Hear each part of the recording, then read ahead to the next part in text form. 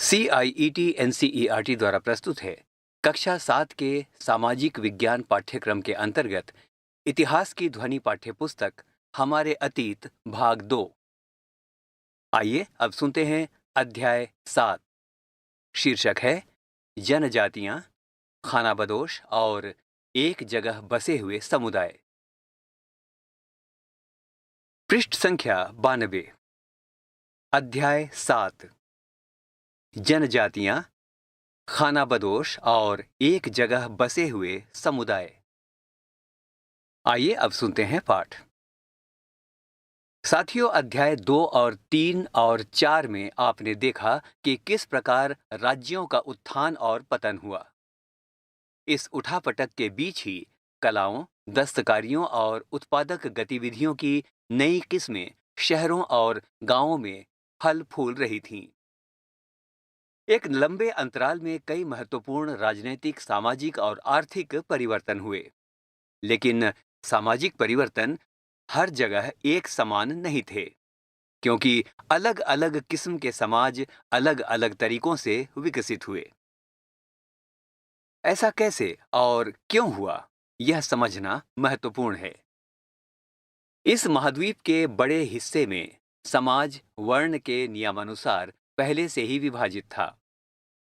ब्राह्मणों द्वारा सुझाए गए ये नियम बड़े बड़े राज्यों के राजाओं द्वारा स्वीकार किए गए थे।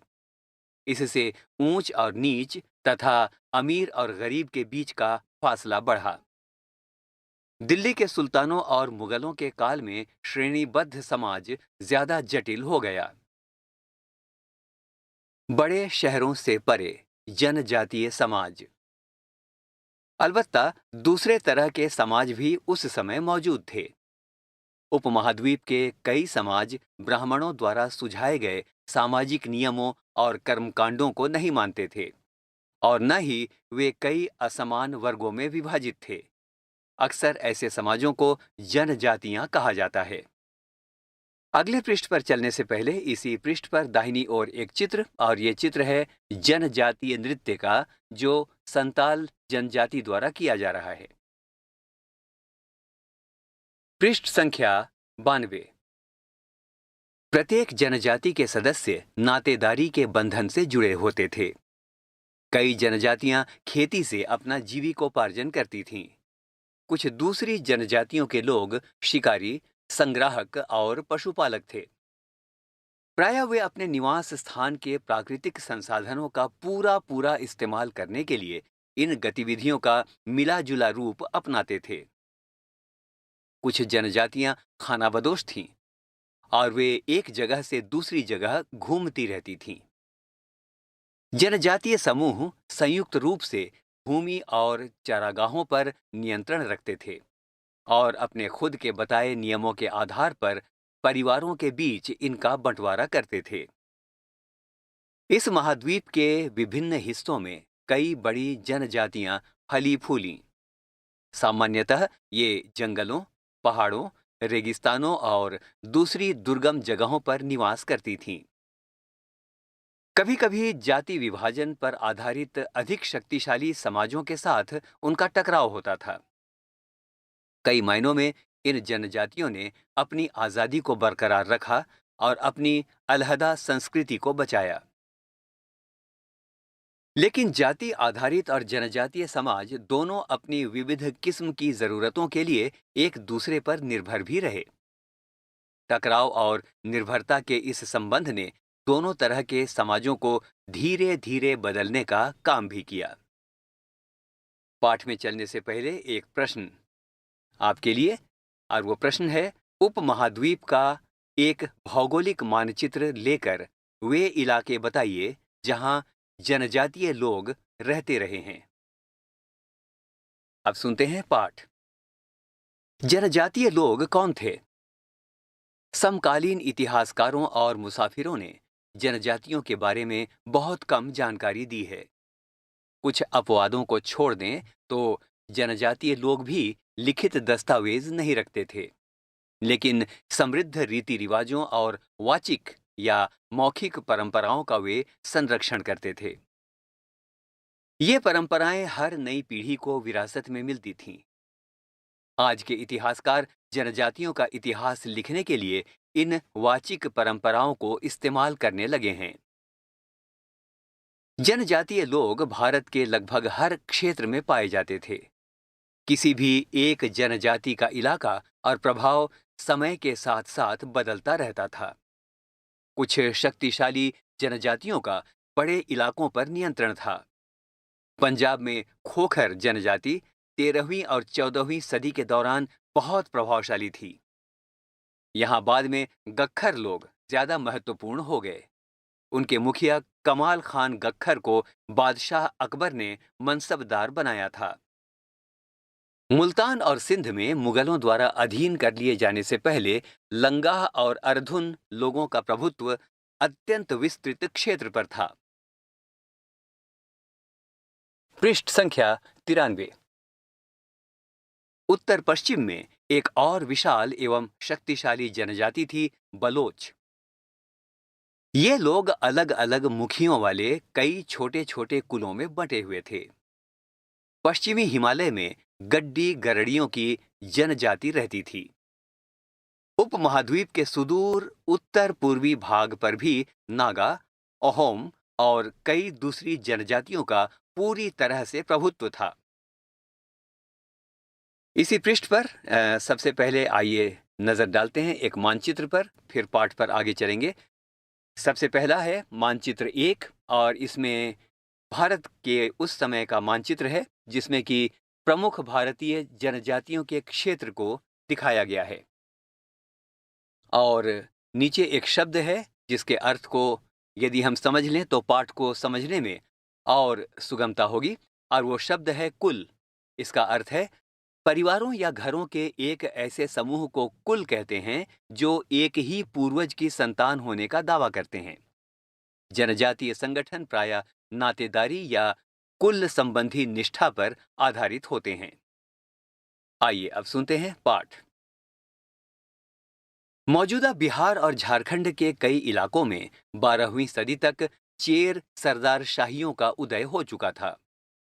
बादशाह अकबर के प्रसिद्ध सेनापति राजा मान सिंह ने 1551 में चेर लोगों पर हमला किया और उन्हें परास्त किया।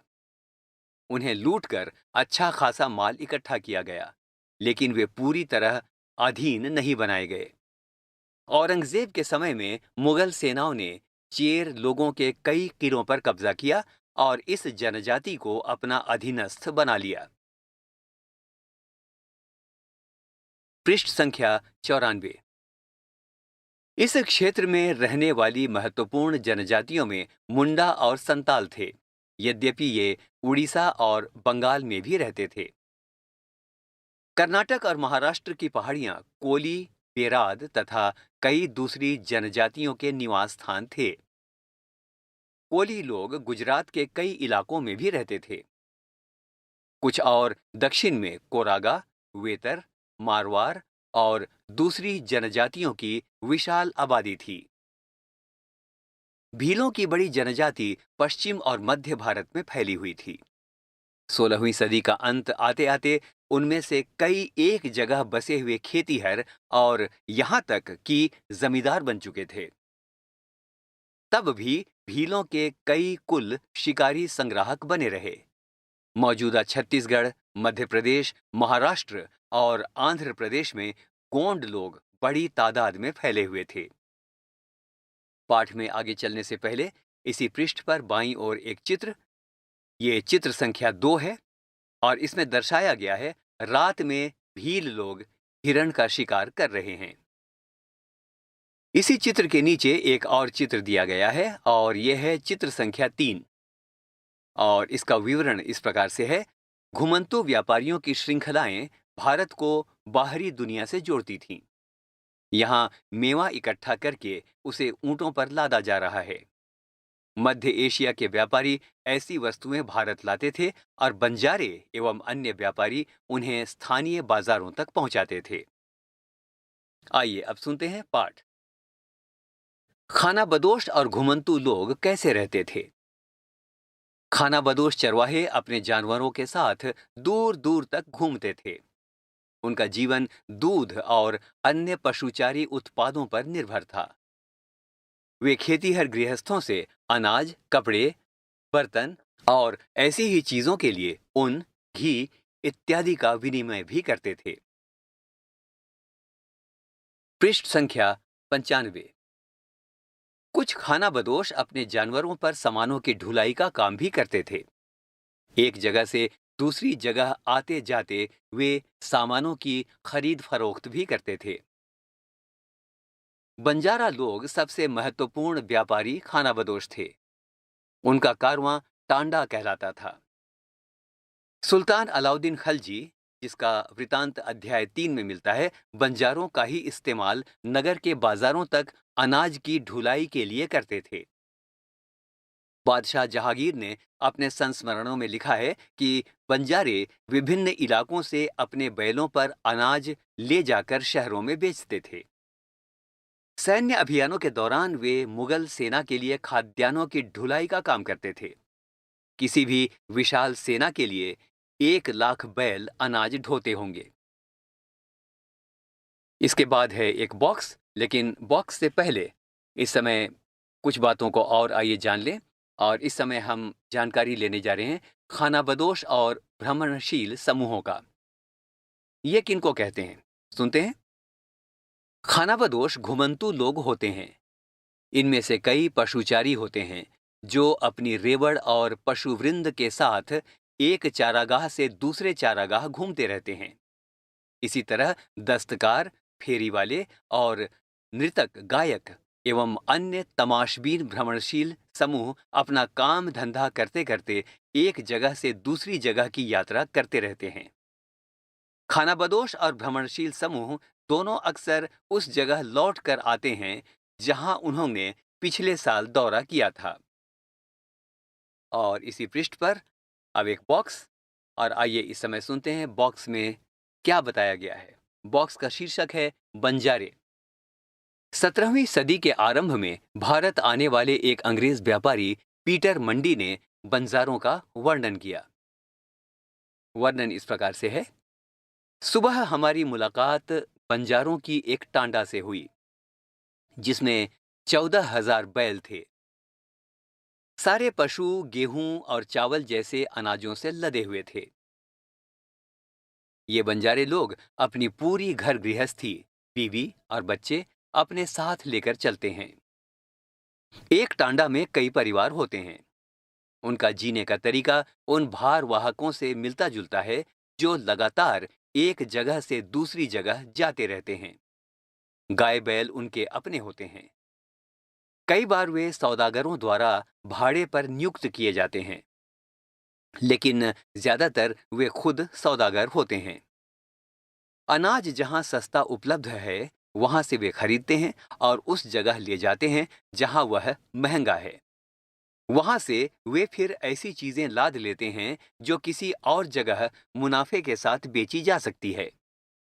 टांडा में 6 से 700 लोग तक हो सकते हैं।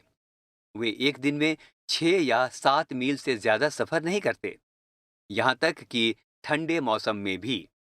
अपने गाय बैलों पर से सामान उतारने के बाद वे उन्हें चरने के लिए खुला छोड़ देते हैं, क्योंकि यहाँ जमीन पर्याप्त है और उन्हें रोकने वाला कोई नहीं। और अंत में एक प्रश्न आपके लिए, और प्रश्न है पता करें कि आजकल गांव से शहरों तक अनाज ले जाने का काम कैसे होता है। बंजारों के तौर तरीकों से यह किन मायनों में भिन्न या समान है। पृष्ठ संख्या 96। कई पशुचारी जनजातियां मवेशी और घोड़ों जैसे जानवरों को पालने पोसने और संपन्न लोगों के हाथ उन्हें बेचने का काम करती थीं। छोटे मोटे फेरी वालों की विभिन्न जातियां भी एक गांव से दूसरे गांव भ्रमण करती थीं। ये लोग रस्सी, सरकंडे की चीजें, फूस की चटाई और मोटे बोरे जैसे माल बनाते और बेचते थे। कभी कभी भिक्षुक लोग भी घुमंतू सौदागरों का काम करते थे। नर्तकों, गायकों और अन्य तमाशबीनों की भी जातियां थीं जो विभिन्न नगरों और गांवों में कमाई के लिए अपनी कला का प्रदर्शन करती थीं। पाठ में आगे जाने से पहले यहाँ पर एक चित्र, ये है चित्र संख्या 4 और ये चित्र है कांस्य मगरमच्छ की, जिसको बनाने वाले लोग कुट्टिया कोंड जनजाति के हैं जो उड़ीसा में रहते हैं। आइए सुनते हैं पाठ। बदलता समाज, नई जातियां और श्रेणियां। जैसे जैसे अर्थव्यवस्था और समाज की जरूरतें बढ़ती गईं, नए हुनर वाले लोगों की आवश्यकता बढ़ी। वर्णों के भीतर छोटी छोटी जातियां उभरने लगीं। उदाहरण के लिए ब्राह्मणों के बीच नई जातियां सामने आईं। दूसरी ओर कई जनजातियों और सामाजिक समूहों को जाति विभाजित समाज में शामिल कर लिया गया और उन्हें जातियों का दर्जा दे दिया गया। विशेषज्ञता प्राप्त शिल्पियों, सुनार, लोहार, बढ़ई और राजमिस्त्री को भी ब्राह्मणों द्वारा जातियों के रूप में मान्यता दे दी गई। वर्ण की बजाय जाति समाज के संगठन का आधार बनी।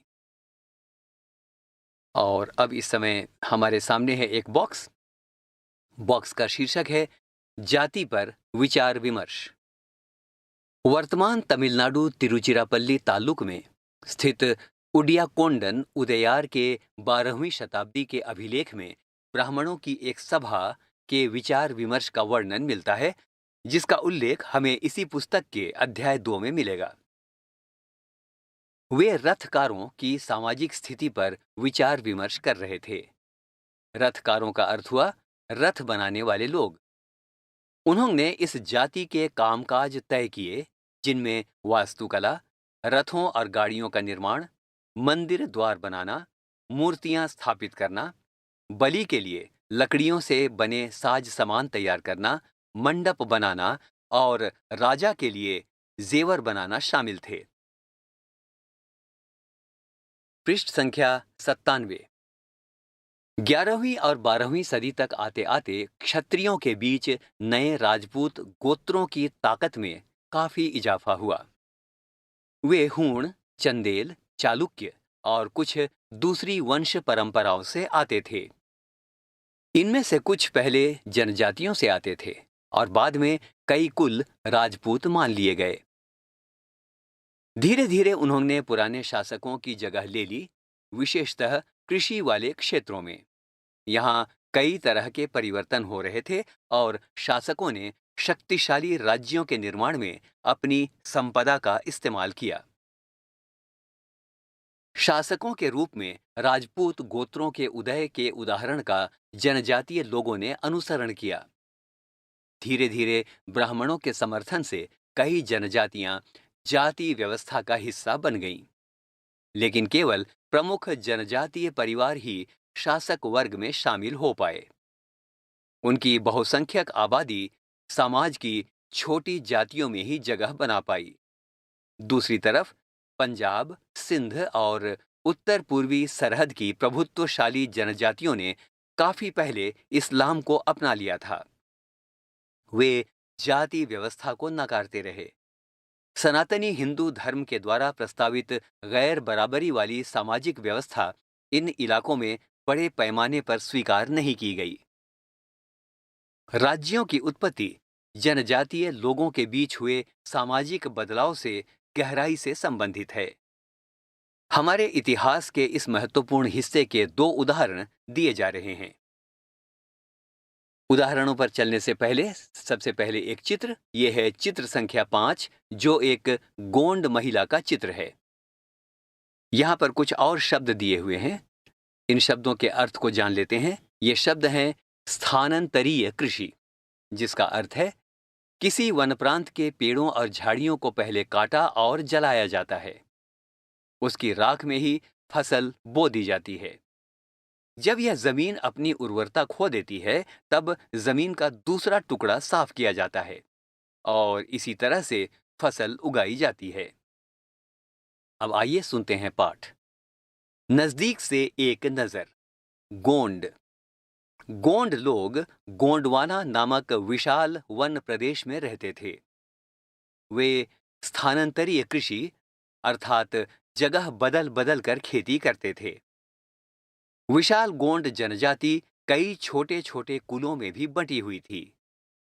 प्रत्येक कुल का अपना राजा या राय होता था। जिस समय दिल्ली के सुल्तानों की ताकत घट रही थी, उसी समय कुछ बड़े गोंड राज्य छोटे गोंड सरदारों पर हावी होने लगे थे। अकबर के शासनकाल के एक इतिहास अकबरनामा में उल्लिखित है कि गढ़ कटंगा के गोंड राज्य में 70,000 गांव थे। इन राज्यों की प्रशासनिक व्यवस्था केंद्रीकृत हो रही थी। राज्य गढ़ों में विभाजित थे।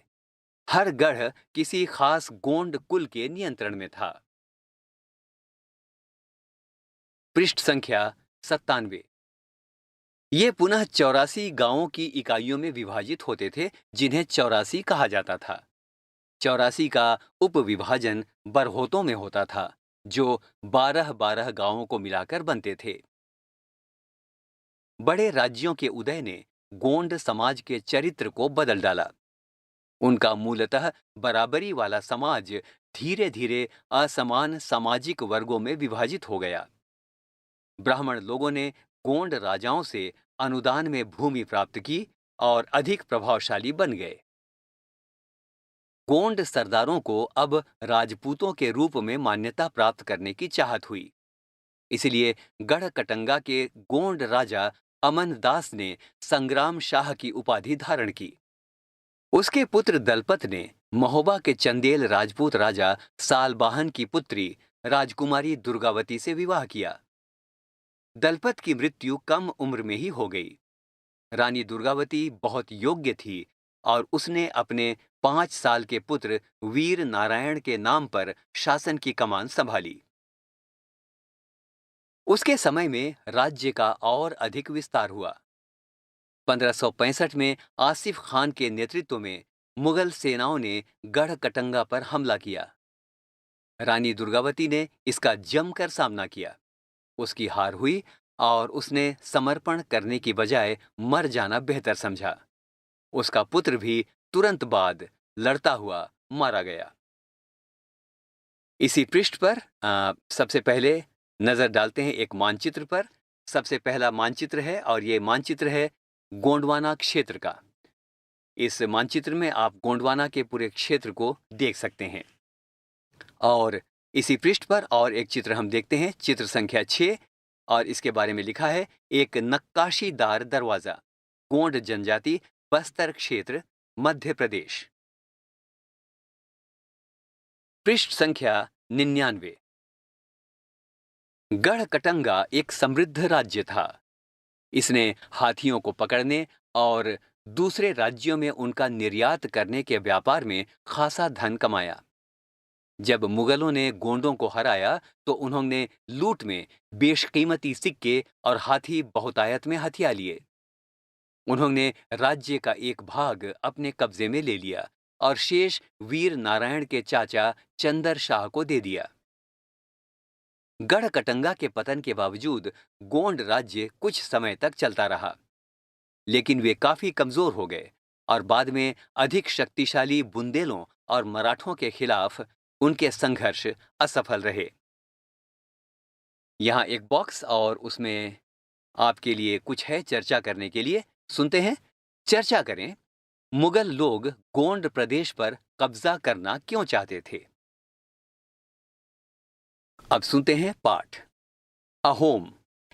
अहोम लोग मौजूदा म्यांमार से आकर 13वीं सदी में ब्रह्मपुत्र घाटी में आ बसे। उन्होंने भूइयां यानी भूस्वामी लोगों की पुरानी राजनीतिक व्यवस्था का दमन करके नए राज्य की स्थापना की। 16वीं सदी के दौरान उन्होंने चुटियों यानी 1523 और कोच हाजो यानी 1521 के राज्यों को अपने राज्य में मिला लिया। उन्होंने कई अन्य जनजातियों को भी अधीन कर लिया। अहोमों ने एक बड़ा राज्य बनाया और इसके लिए 1530 के दशक में ही इतने वर्षों पहले आग्नेय अस्त्रों का इस्तेमाल किया। 1660 तक आते आते वे उच्च स्तरीय बारूद और तोपों का निर्माण करने में सक्षम हो गए थे। लेकिन अहोम लोगों को दक्षिण पश्चिम से कई आक्रमणों का सामना करना पड़ा। 1662 में मीर जुमला के नेतृत्व में मुगलों ने अहोम राज्य पर हमला किया। बहादुरी से सामना करने के बावजूद अहोम लोगों की पराजय हुई, लेकिन उस क्षेत्र पर मुगलों का प्रत्यक्ष नियंत्रण ज्यादा समय तक बना नहीं रह सका। अहोम राज्य बेगार पर निर्भर था। राज्य के लिए जिन लोगों से जबरन काम लिया जाता था वे पाइक कहलाते थे। अहोम राज्य में एक जनगणना की गई थी। प्रत्येक गांव को अपनी बारी आने पर निश्चित संख्या में पाइक भेजने होते थे। इसके लिए जनगणना के बाद सघन आबादी वाले इलाकों से कम आबादी वाले इलाकों में लोगों को स्थानांतरित किया गया था। अगले पृष्ठ में चलने से पहले इसी पृष्ठ पर सबसे नीचे मानचित्र संख्या 3 और इस मानचित्र में पूर्वी भारत की जनजातियों के स्थानों को दिखाया गया है। पृष्ठ संख्या 100। इस प्रकार अहोम कुल टूट गए। 17वीं शताब्दी का पूर्वार्ध पूरा होते होते प्रशासन खासा केंद्रीकृत हो चुका था। लगभग सभी वयस्क पुरुष युद्ध के दौरान सेना में अपनी सेवाएं प्रदान करते थे। दूसरे समय में वे बांध, सिंचाई व्यवस्था इत्यादि के निर्माण या अन्य सार्वजनिक कार्यों में जुटे रहते थे। अहोम लोग चावल की खेती के नए तरीके भी अमल में लाए। अहोम समाज कुलों में विभाजित था, जिन्हें खेल कहा जाता था। वहां दस्तकारों की बहुत कम जातियां थीं। इसलिए अहोम क्षेत्र में दस्तकार निकटवर्ती क्षेत्रों से आए थे। एक खेल के नियंत्रण में प्रायः कई गांव होते थे। किसान को अपने ग्राम समुदाय के द्वारा जमीन दी जाती थी। समुदाय की सहमति के बगैर राजा तक इसे वापस नहीं ले सकता था। शुरुआत में अहोम लोग अपने जनजातीय देवताओं की उपासना करते थे, लेकिन 17वीं सदी के पूर्वार्ध में ब्राह्मणों के प्रभाव में बढ़ोतरी हुई। मंदिरों और ब्राह्मणों को राजा के द्वारा भूमि अनुदान में दी गई। सिद्ध सिंह, जिसका काल 1714 से 44 तक का है, उसके काल में हिंदू धर्म वहां का प्रधान धर्म बन गया था। लेकिन अहोम राजाओं ने हिंदू धर्म को अपनाने के बाद अपनी पारंपरिक आस्थाओं को पूरी तरह से नहीं छोड़ा था। इसी पृष्ठ पर चित्र संख्या 7 और चित्र संख्या 7 में दिखाया गया है कान के आभूषण, कबोई, नागा जनजाति, मणिपुर। और साथ में एक प्रश्न भी है, आपके विचार में मुगलों ने अहोम प्रदेश को जीतने का प्रयास क्यों किया? आइए अब सुनते हैं पाठ। अहोम समाज एक अत्यंत परिष्कृत समाज था। कवियों और विद्वानों को अनुदान में जमीन दी जाती थी। नाट्य कर्म को प्रोत्साहन दिया जाता था। संस्कृत की महत्वपूर्ण कृतियों का स्थानीय भाषा में अनुवाद किया गया था। बुरंजी नामक ऐतिहासिक कृतियों को पहले अहोम भाषा में और फिर असमिया में लिखा गया था। निष्कर्ष: जिस युग की हम चर्चा करते आए हैं, उस युग के दौरान उपमहाद्वीप में काफी सामाजिक परिवर्तन हुआ। वर्ण आधारित समाज और जनजातीय लोग एक दूसरे के साथ लगातार संपर्क में आते रहे। इस आदान प्रदान ने दोनों तरह के समाजों में अनुकूलन और बदलाव की प्रक्रिया चलाई। बहुत सी विभिन्न प्रकार की जनजातियां थीं और उन्होंने विभिन्न प्रकार की जीविकाएं अपनाई। कालांतर में उनमें से कई जाति आधारित समाज में शामिल हो गईं, लेकिन कईयों ने जाति व्यवस्था और सनातनी हिंदू धर्म दोनों को ही नकार दिया। कुछ जनजातियों ने सुसंगठित प्रशासनिक व्यवस्था वाले विस्तृत राज्यों की स्थापना की। पृष्ठ संख्या 101। इस तरह वे राजनीतिक रूप से ताकतवर हो गए। इसने उन्हें बृहत्तर और अधिक जटिल राज्यों और साम्राज्यों के साथ संघर्ष की स्थिति में ला खड़ा किया। और अब यहां एक बॉक्स का शीर्षक है मंगोल। आइए सुनते हैं। अपने एटलस में मंगोलिया ढूंढिए। इतिहास में सबसे प्रसिद्ध पशुचारी और शिकारी संग्राहक जनजाति मंगोलों की थी। वे मध्य एशिया के घास के मैदानों यानी स्टेपी और थोड़ा उत्तर की ओर के वन प्रांतों में बसे हुए थे। 1206 में चंगेज खान ने मंगोल और तुर्की जनजातियों में एकता पैदा करके उन्हें एक शक्तिशाली सैन्य बल में बदल डाला। अपनी मृत्यु के समय, जो 1227 में हुई, वह एक सुविस्तृत प्रदेश का शासक था। उसके उत्तराधिकारियों ने एक विशाल साम्राज्य खड़ा किया। अलग अलग समय में इसके अंतर्गत रूस, पूर्वी यूरोप और चीन तथा मध्य पूर्व का खासा बड़ा हिस्सा शामिल था। मंगोलों के पास सुसंगठित सैन्य एवं प्रशासनिक व्यवस्थाएं थीं। ये विभिन्न जातीय और धार्मिक समूहों के समर्थन पर आधारित थीं। कल्पना करें, आप एक ऐसे खानाबदोश समुदाय के सदस्य हैं जो हर 3 महीने बाद अपना निवास स्थान बदलता है। इसका आपके जीवन पर क्या प्रभाव पड़ेगा? फिर से याद करें। 1. यहाँ 2 स्तंभ दिए गए हैं और इन दोनों स्तंभों में अलग अलग शब्द हैं। आपको इन शब्दों के बीच यानी स्तंभ 1 और स्तंभ 2 के बीच मेल बिठाना है। तो आइए सबसे पहले सुनते हैं स्तंभ 1। स्तंभ 1, गढ़, टांडा, श्रमिक, कुल, शिव सिंह, दुर्गावती। और अब सुनते हैं स्तंभ 2, खेल, 84, कारवां, गढ़ कटंगा, अहोम राज्य, पाइक। पृष्ठ संख्या 102। सबसे पहले बीज शब्द। आइए बीज शब्दों को सुनते हैं। बीज शब्दों से तात्पर्य है ये वो शब्द हैं जिनका प्रयोग इस अध्याय में किया गया है। आइए उन शब्दों को पहले सुने।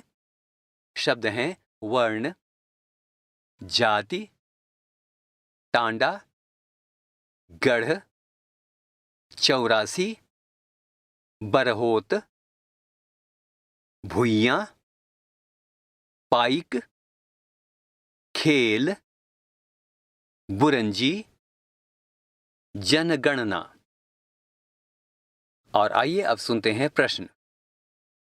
2. रिक्त स्थानों की पूर्ति करें। क.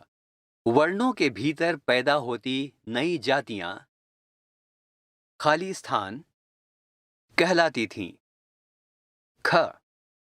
खाली स्थान अहोम लोगों द्वारा लिखी गई ऐतिहासिक कृतियां थीं। ग. खाली स्थान ने इस बात का उल्लेख किया है कि गढ़ कटंगा में 70,000 गांव थे। घ. बड़े और ताकतवर होने पर जनजातीय राज्यों ने खाली स्थान और खाली स्थान को भूमि अनुदान दिए। 3. सही या गलत बताइए। क. जनजातीय समाजों के पास समृद्ध वाचक परंपराएं थीं। ख. उपमहाद्वीप के उत्तर पश्चिमी भाग में कोई जनजातीय समुदाय नहीं था। ग. गोंड राज्यों में अनेक नगरों को मिलाकर 84 बनता था। घ. भील उपमहाद्वीप के उत्तर पूर्वी भाग में रहते थे। 4. खानाबदोश पशुचारकों और एक जगह बसे हुए खेतीहरों के बीच किस तरह का विनिमय होता था, बताइए। आइए समझें। 5. अहोम राज्य का प्रशासन कैसे संगठित था। 6. वर्ण आधारित समाज में क्या परिवर्तन आए। पृष्ठ संख्या 103। 7. एक राज्य के रूप में संगठित हो जाने के बाद जनजातीय समाज कैसे बदला। आइए विचार करें। 8. क्या बंजारे लोग अर्थव्यवस्था के लिए महत्वपूर्ण थे? 9. गोंड लोगों का इतिहास अहोमों के इतिहास से किन मायनों में भिन्न था? क्या कोई समानता भी थी? आइए करके देखें। 10. एक मानचित्र पर इस अध्याय में उल्लिखित जनजातियों के इलाकों को चिन्हित करें। किन्हीं दो के संबंध में यह चर्चा करें कि क्या उनके जीविकोपार्जन का तरीका अपने अपने इलाकों की भौगोलिक विशेषताओं और पर्यावरण के अनुरूप था। 11. जनजातीय समूहों के संबंध में मौजूदा सरकारी नीतियों का पता लगाएं और उनके बारे में एक बहस का आयोजन करें। 12. उपमहाद्वीप में वर्तमान खानाबदोश पशुचारी समूहों के बारे में और पता लगाएं। वे कौन से जानवर रखते हैं? वे प्रायः किन इलाकों में जाते रहते हैं? यहां अध्याय 7 समाप्त हुआ। अभी आप सुन रहे थे सामाजिक विज्ञान पाठ्यक्रम के अंतर्गत ध्वनि पाठ्यपुस्तक हमारे अतीत भाग 2 का 7वां अध्याय। शीर्षक था जनजातियां, खानाबदोश और एक जगह बसे हुए समुदाय। वाचन स्वर अजीत होरो, निर्माण सहयोग शानू मुक्सीम, निर्माण वंदना अरिमर्दन तथा प्रस्तुति CIET NCERT, नई दिल्ली, भारत।